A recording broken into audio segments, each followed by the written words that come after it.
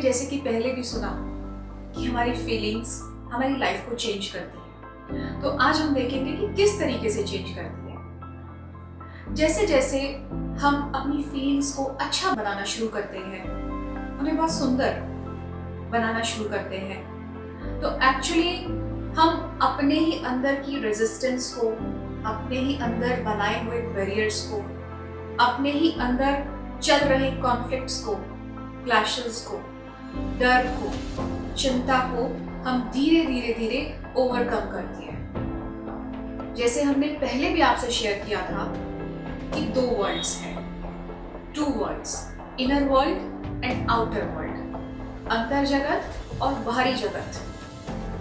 तो आपको ये भी बताया था कि ये दोनों साइमल्टेनियसली एक दूसरे से जुड़े हुए हैं। जैसे वृक्ष का बीज और वृक्ष का भौतिक रूप, तना है, उसकी ब्रांचेस हैं, पत्ते हैं, तो बीज और उसका तना एक दूसरे से कनेक्टेड है हमेशा।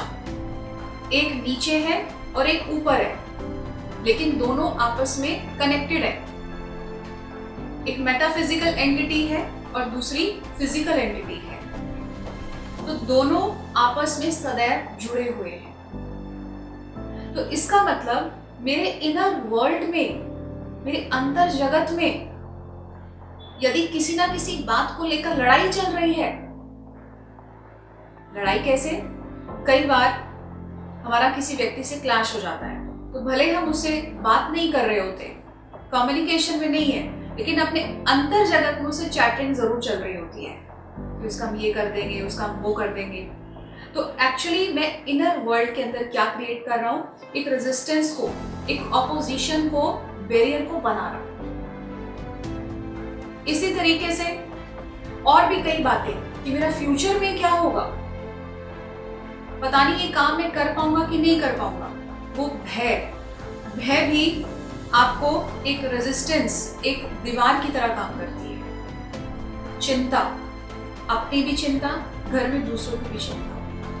तो जितना हम एंजाइटी में, डर में, कॉन्फ्लिक्ट्स में रहते हैं, तो हम अपने अंतर जगत में एक तरह से रेजिस्टेंस को क्रिएट करते हैं, एक ऑपोजिशन को क्रिएट करते हैं। और जितना जितना अंतर जगत में रेजिस्टेंस होगा, आउटर वर्ल्ड में रेजिस्टेंस लाइफ में और भी ज्यादा बढ़ेगा, कम नहीं होगा। और भी ज्यादा भय, और भी ज्यादा डर की परिस्थितियों का निर्माण होगा, क्योंकि इनर ही आउटर बन रहा है, मिरर इमेज है, आईना है, प्रतिबिंब है। अगर अंदर रेजिस्टेंस है तो बाहर रेजिस्टेंस दिखाई देगा ही देगा। इसलिए बाहर की रेजिस्टेंस को खत्म करने के लिए, बाहर की लड़ाई को खत्म करने के लिए पहले अंदर की लड़ाई को, अंदर के कॉन्फ्लिक्ट्स को, क्लैशेस को पहले खत्म करना पड़ेगा। और जैसे जैसे हम अंदर की तरफ खत्म करना शुरू कर देते हैं, भले बाहरी आउटर वर्ल्ड के अंदर, मेरे जीवन के अंदर कठिनाइयां, चुनौतियां बहुत ज्यादा संघर्ष में मुझे लग रही हैं, बहुत ज्यादा प्रॉब्लमैटिक लग रही है, लेकिन इररिस्पेक्टिव ऑफ इट, चाहे कुछ भी घटित हो रहा है, मुझे ये प्रैक्टिस को पकड़े रखना कि पहले जब तक मैं अपने अंतर जगत से रेजिस्टेंट फोर्स को खत्म नहीं करूंगा, तो बाहर खत्म नहीं होगा। हम उल्टा कर देते हैं। हम क्या करते हैं कि बाहर कोई बैरियर क्रिएट होता है, तो वो पिक्चर्स को देख करके, वो लाइफ के उन सिचुएशन को देख करके हमारे अंदर और भी ज्यादा फोर्स, नेगेटिव फोर्स बढ़ना शुरू हो जाती है। अंदर बढ़ेगी तो बाहर और भी ज्यादा बढ़ेगी, तो एक साइकिल बन जाती है, एक चक्रव्यूह बन जाता है, और उस चक्रव्यूह में हम उलझ जाते हैं।